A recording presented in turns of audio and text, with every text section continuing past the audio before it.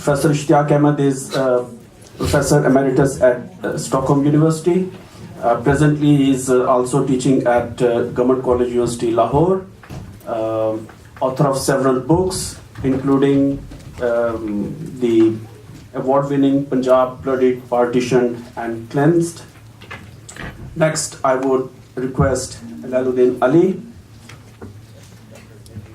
Dr. Lailuddin. She is curator at British Library here and here in London, and she has researched on the left movement in Bengal. I would now request my colleague and friend James Karan. He is here at SWAS and was, self-introduced almost half an hour ago. So all of you would remember. Okay. First, let me acknowledge that there is a slight change in this program, unlike what we had advertised, because one of our panelists, Dr. Khalid, got sick. He couldn't attend today. In this session, all the speakers will have roughly 20 minutes for the talk, and the session will be followed as usual by Q&A session. And we hope to finish by like 8:30. It will be followed by a coffee break, so some relaxation. Bear with us. But I'm sure the talks will keep you glued to this session.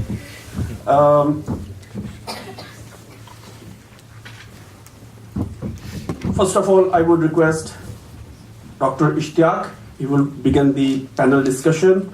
It will be followed by Lale, and it will end with James' paper, actually. Dr. Ishtiaq will speak about his work on the partition of Punjab.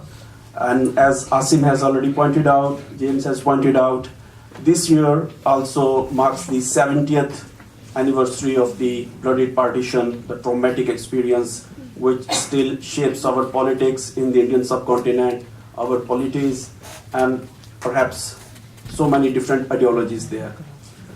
Over to you, Dr. Ishtiaq.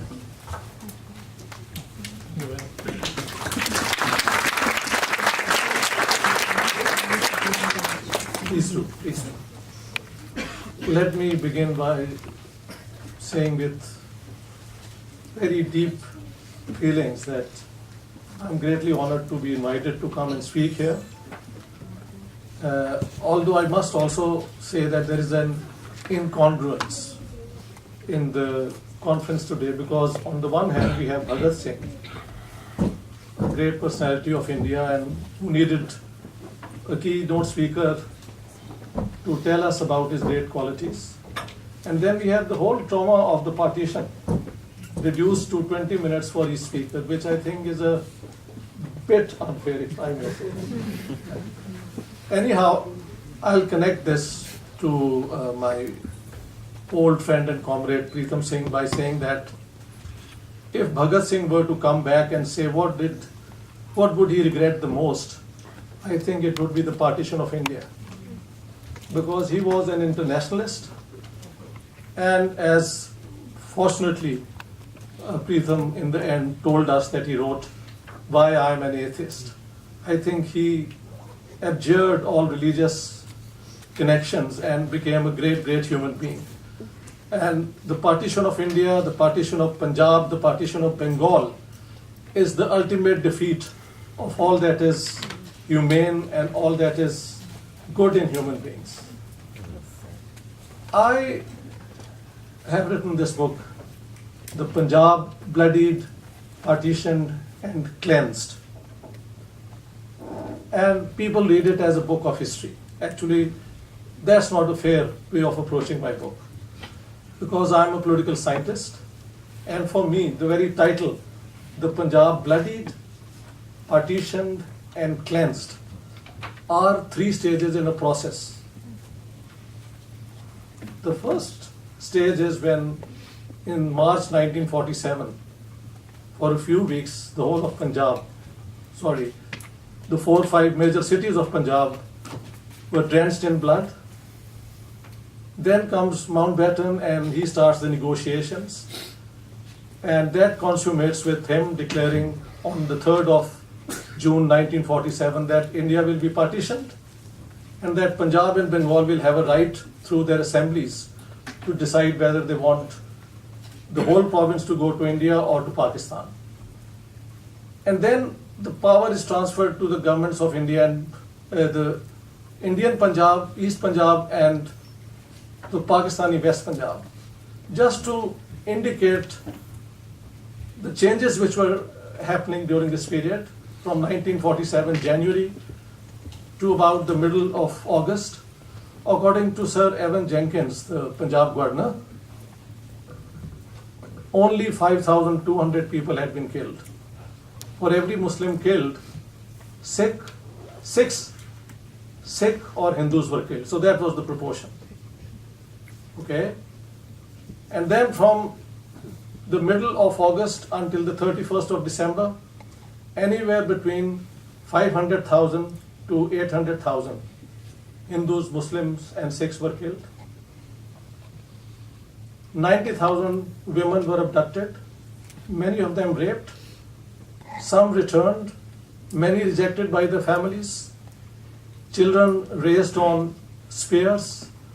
It was the worst demonstration of the loss of humankind by Hindus, Muslims and Sikhs. But in the 20 minutes, I'll try to contextualize it.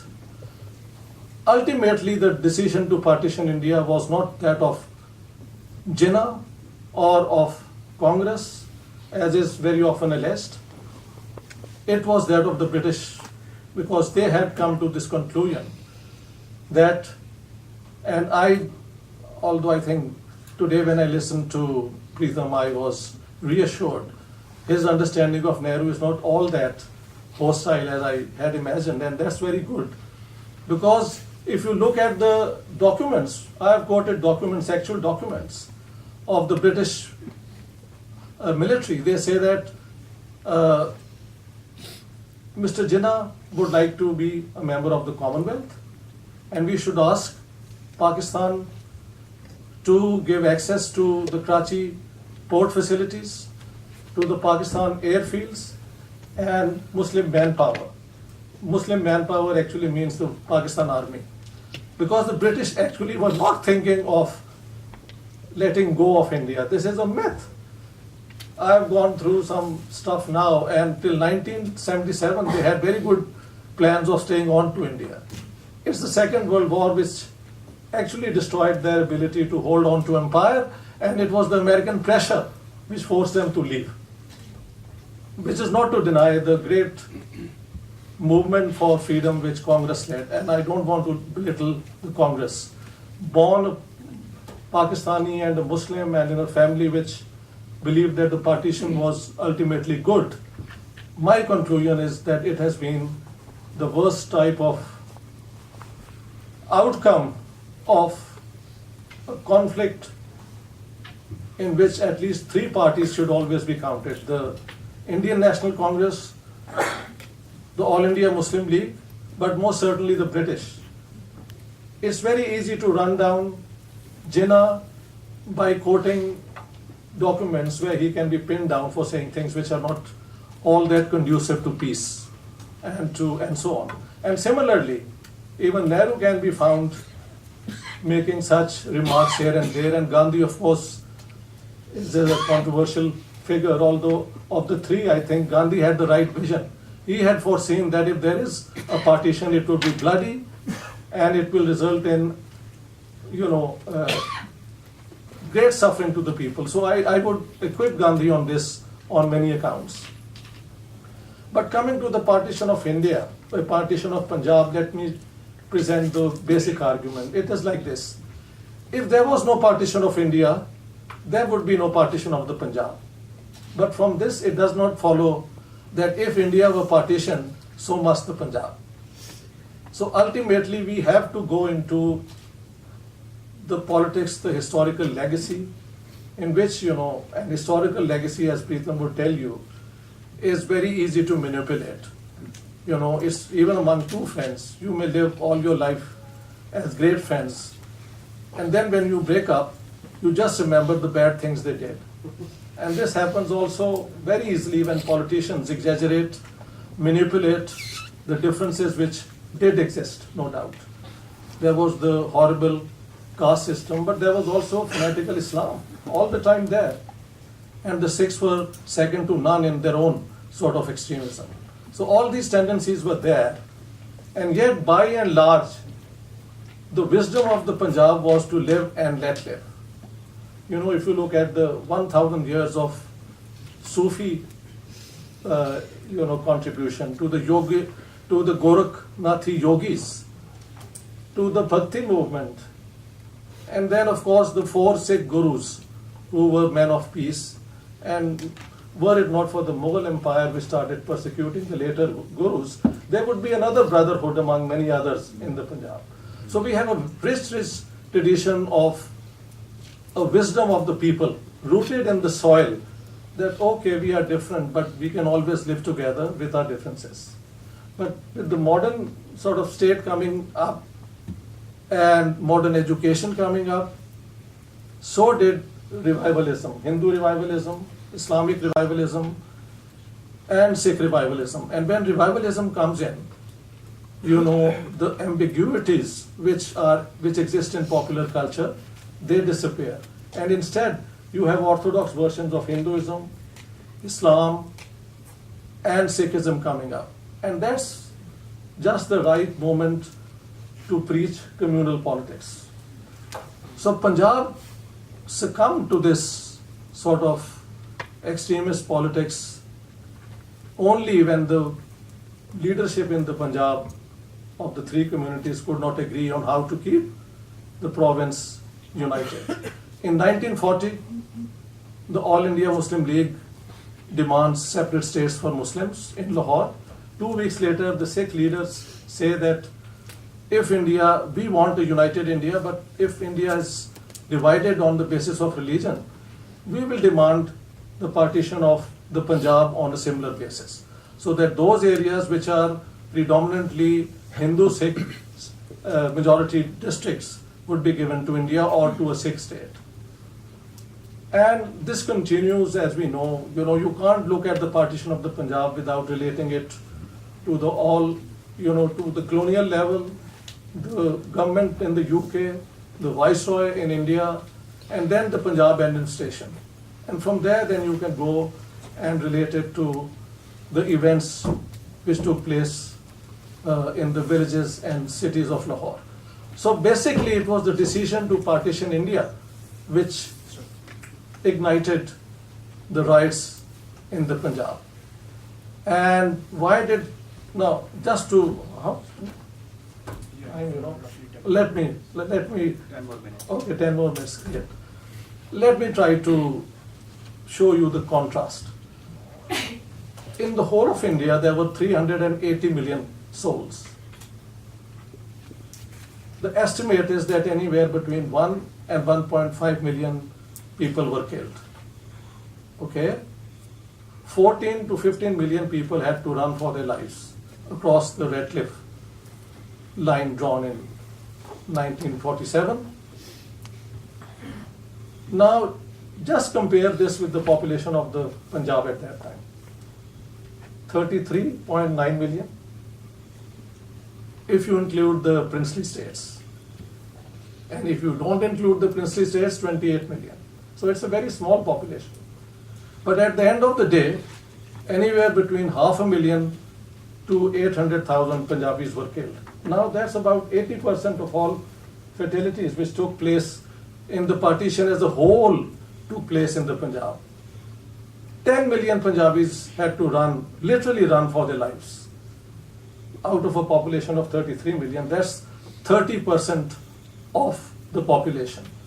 And may I emphasize this very strongly, this was the first case of ethnic cleansing after the Second World War. Some people may prefer to call it religious cleansing, which is also fine. For a historian, that religious cleansing makes more sense, but for a political scientist, since we are looking at general categories, this is a form of ethnic confrontation. So it was the Punjab which bore the brunt of the partition horrors. Why? Is there something intrinsically wrong with the Punjabi Muslims or Hindus and Sikhs? Well, some would argue yes. That's not the point. I think you have to bring into the picture the fact that during the Second World War and the First World War, the people who served in the Indian British Army were, by and large, half the army was Punjabis. And in 1945, when they were demobilized, many had come back carrying with them their guns, with grenades, and above all,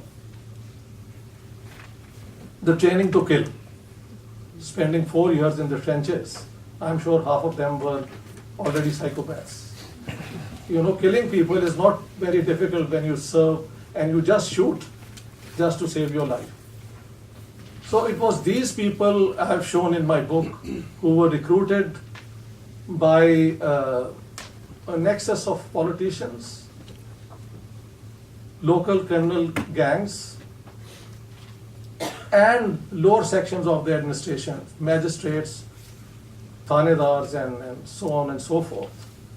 And because of this sort of constellation of, armed people trained to kill, once the state could not maintain its law and order, and that was the British state, it was passed on to two partisan administrations.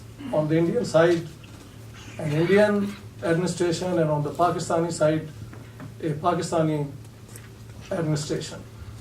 Tacitly, it was agreed that you have to get rid of the minorities. And that's what happened. Within a period of less than 5 months, of the 6 million Muslims of East Punjab, hardly any survived, except a few in this tiny state of Malerkotla, and that's thanks to Guru Gobind Singh's, his blessings. Except for this particular role of this blessing of Guru Gobind Singh for the Nawab of Malerkotla, that in any future conflict with Muslims, the Muslims of this state were not to be touched, there would have been no Muslim surviving in East Punjab. Similarly, on our side, we had 4.5 million Hindus. By 31st December 1947, hardly anybody ever saw a Sikh again. I grew up, and the first time I ever saw a Sikh was when the Yatris started coming again. This was sometimes in the 50s, mid-50s. And really no Hindus either, although they look like any Muslim because of the same sort of appearance. So you can well imagine that the partition of the Punjab is the ultimate bearer of the guilt of the leaders of British colonialism, and it represents the debasement of humanity at its worst. I think I would rather conclude here. Okay, thank you very much.